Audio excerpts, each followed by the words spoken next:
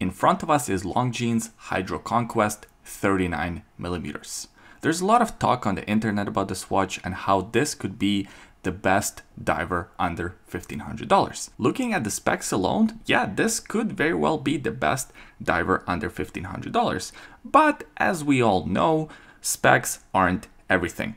In today's video, I'm going to do a detailed review of this timepiece and try to figure out whether this really is the best diver under $1,500. Huge thank you to Russell Jewelers for lending me this watch for review. Their link to their website will be in the description below. Check them out. Now, the best way to start this review would probably be by talking about the specs. It has a diameter of 39mm. It's about 48mm from one lug to another. The lug width is 19mm and it's only 12.2mm thick. The case and the bracelet are both made out of stainless steel.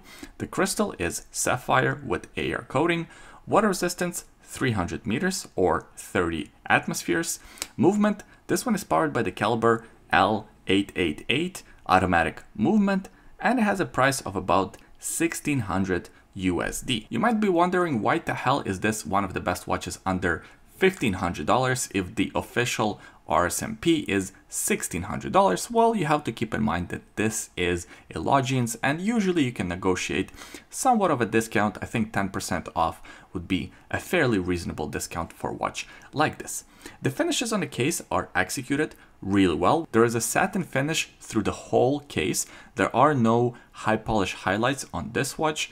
The bracelet features mostly satin finish with a high polish middle link, and this design choice adds quite a bit of flash to the watch. I'm glad that they chose to do this high polish link, otherwise the watch would be honestly a little boring. The crown is at the 3 o'clock position, hidden within these fairly massive crown guards.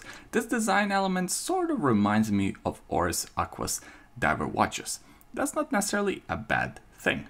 The crown itself has a unique design with a little indent to make it easier to pop out. It's a screw down crown which is signed with the Longines logo. One of the standout features of this diver is a ceramic bezel insert.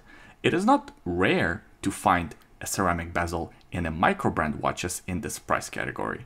It is, however, kind of rare to find one in one of the heritage companies. I consider companies like Longines and Tissot, for example, to be companies of great heritage because of course they have long histories long before they were acquired and part of Swatch Group. Majority of these heritage watch brands tend to save up the ceramic bezel inserts for watches in their higher price categories. You have to sell more expensive watches somehow, so having that differentiating factor is a big deal. For example, if Omega Seamaster and this watch have exactly the same specs, why would you buy an Omega Seamaster? This Longines Hydroconquest kind of breaks the mold. It's one of the first quote-unquote heritage brands that offers an affordable diver with a ceramic bezel insert. The bezel action is nice, firm and clicky, 120 click, unidirectional. I like the shade of blue that they chose for this model as well. It looks great and it plays with the light in interesting ways. It also works well with the shade of blue on the dial. This dial features applied circles for our indexes, as well as large 12, 6, and 9 applied Arabic numerals, where the design of the case sort of reminded me of Oris Aqua's, especially with those crown guards. The dial on this watch really reminds me of Orient Mako. I used to own Orient Mako, and when I looked at this watch, that's the very first thing that came to my mind. The indexes and the set of hands are fully loomed. Here's a loom shot for your reference. There is a date window at the 3 o'clock position. A couple of interesting things about this date window. First of all, it's framed with a white frame. Quite like that look. Secondly, even though there is a date window, you still find a index at the 3 o'clock position. It's still loomed. I guess that's the new regulation for ISO certification. So pretty much all of the new diver watches that want to go for ISO certification have to have that loom at the 3 o'clock position, even if there is a date window there. A couple of more details of this dial. There is an applied Longines logo closer to the 12 o'clock position and automatic 30 bars written closer to the 6 o'clock position, minimal writing on the dial, and overall I would describe this watch's design language as minimal and inoffensive. It's not bad, it's not great, it looks attractive enough, but it's a bit bland. If this watch didn't have Longines logo on its dial, I could have confused it for any other watch. And this criticism is not entirely fair because a lot of watches look like other watches. It's just something that I really noticed about this watch specifically. To me, it just looks a bit too safe, like they didn't take enough risks with its design. On the wrist, this Longines looks great. 39mm is an excellent case size. For my wrist, I have about 7.5 inches wrist. It's comfortable, easy to wear, and it doesn't have any awkward pressure points. The watch is also super thin. It having 300 meters of water resistance is kind of surprising because 12.5mm in thickness is not much at all. You can easily wear this one to the office under the cuff of your shirt or wear it to the beach. It's one of those watches that pretty much belongs anywhere you would wear it. And because the design is somewhat conservative, somewhat boring, it won't look out of place in the office. Some diver watches, even though they're thin, you can't really pull them off wearing at work because they're just too crazy looking. Because it's designed a little bit more conservative, you can wear it on a daily basis and it won't be this huge eyesore. No one will probably even notice it. This watch is available on a bracelet or on a rubber strap. I would suggest you go for the bracelet. Even though it has some positives, it has some negatives. For the positives, it feels solid. It has solid links and solid end links. The finishes look good and resizing is done by screws. As far as the negatives go, I dislike this clasp.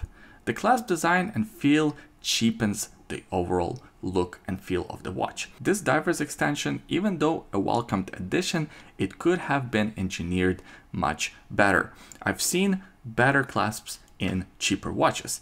Now, you can't have everything. I understand that some corners had to be cut, so unfortunately one of the corners that was cut is this clasp. Where corners weren't cut is the movement of this watch. This one is powered by the caliber L888 automatic movement. It has 21 joules. It beats at 25,200 beats per hour, and it has an impressive 65 hours of power reserve.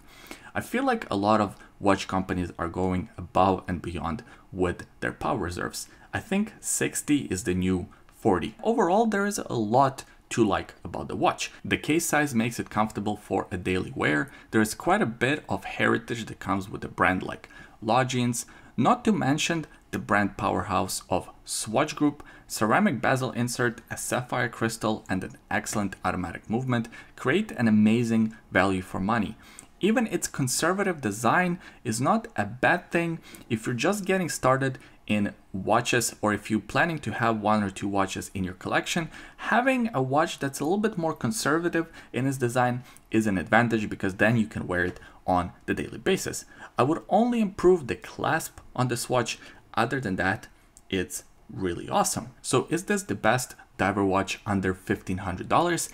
I can't really answer that question for sure because I haven't tested all the watches under $1,500, but this one is a damn good contender for it. And if you buy one of them, I don't think you'll be disappointed. Thanks for watching this video until the end. Please give it a thumbs up if you enjoyed it, subscribe to the YouTube channel, we release new videos every week, and leave a comment in the comment section below. Let me know what you think about this Longines Hydroconquest 39. In the description of this one, there is a secret link. Have a look if you're curious. Thanks for watching this review. I hope you enjoyed it. I hope you had fun. We'll see you next time. Bye.